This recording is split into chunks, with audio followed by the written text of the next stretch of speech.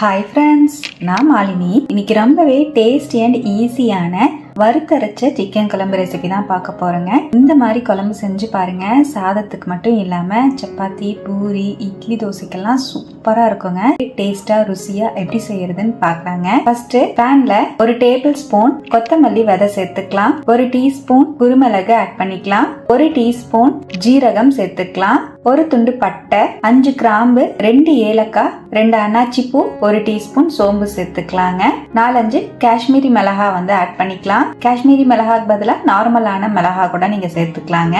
நல்லா ட்ரையா ரோஸ்ட் பண்ணிக்கலாம். இப்ப பாருங்க, நல்லா இந்த மாதிரி ட்ரையா ரோஸ்ட் பண்ணிட்டேன். நம்ம சேர்த்த மல்லி, மிளகு எல்லாமே நல்லா வறுபட்டுருச்சு. நல்லா வாசம் வரும். இந்த ஸ்டேஜ்ல வெளியே எடுத்துடலாம். இப்ப நம்ம வறுத்த எல்லா பொருளையும் வெளியே எடுத்துட்டேன். அதே கடாயில 2 டீஸ்பூன் ஆயில் ஆட் பண்ணிக்கலாம். ஒரு கை சின்ன வெங்காயம் சேர்த்துக்கலாம். 1/4 கப் அளவு பொடியா நறுக்கின தேங்காய் சேர்த்துக்கலாம். 2 கொத்து கருவேப்பிலை சேர்த்துக்கலாம். நல்லா ஃப்ரை பண்ணிக்கலாங்க. வெங்காயம் தேங்காய்லாம் நல்லா வறுபடணும். அந்த அளவுக்கு வறுத்துக்கலாம். பாருங்க, வெங்காயம் தேங்காய் எல்லாமே நிறம் மாறி நல்லா வறுபட்டுருச்சு.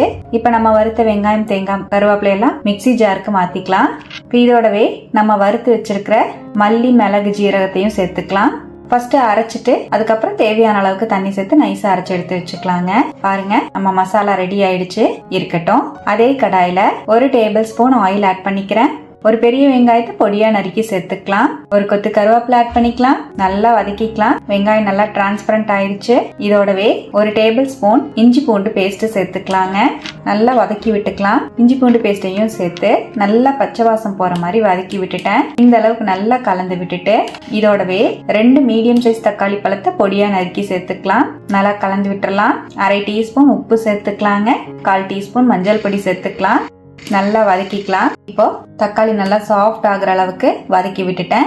இதோடவே 1/2 கிலோ சிக்கன் ஆட் பண்ணிக்கிறேன். நம்ம எடுத்திருக்கிற அளவுகள் 1/2 கிலோல இருந்து 3/4 கிலோ சிக்கனுக்கு சரியா இருக்கும். இப்ப கிளீன் பண்ணி வச்சிருக்கிற 1/2 கிலோ சிக்கனையும் சேர்த்துட்டேன். நல்லா மிக்ஸ் பண்ணிக்கலாங்க. இப்ப சிக்கனையும் சேர்த்து ஹை ஃபிளேம்ல ஒரு 2 செகண்ட் நல்லா கலந்து விட்டுட்டேன். இதோடவே நம்ம வறுத்து அரைச்சிருக்கிற மசாலா சேர்த்துக்கலாம். மசாலாவையும் சேர்த்து 1 நிமிஷம் நல்லா ஹை ஃபிளேம்ல வச்சு கலந்து விட்டுட்டு இந்த அளவுக்கு நல்லா சுருள வதக்குனதுக்கு அப்புறமா 1/4 டீஸ்பூன் மிளகாய் பொடி சேர்த்துக்கலாம். நம்ம வறுக்கும் போது காஷ்மீரி மிளகாய் தான் சேர்த்திருக்கோம். அது காரம் கம்மியா இருக்கும். அதனால இப்ப நான் நார்மலான மிளகாத்தூள் சேர்த்திருக்கேன். நீங்க உங்க காரத்துக்கு தகுந்த மாதிரி மிளகாத்தூள் மட்டும் ஆட் பண்ணிக்கோங்க. இப்ப மிளகாய் பொடியையும் சேர்த்து நல்லா மிக்ஸ் பண்ணி விட்டுட்டேங்க. மிக்ஸி ஜார் அலசி 2.5 கப் அளவு தண்ணி சேர்த்துக்கலாம். நல்லா மிக்ஸ் பண்ணிக்கலாம். இப்ப நல்லா கலந்துட்டு அப்படியே மூடி வச்சிடலாங்க.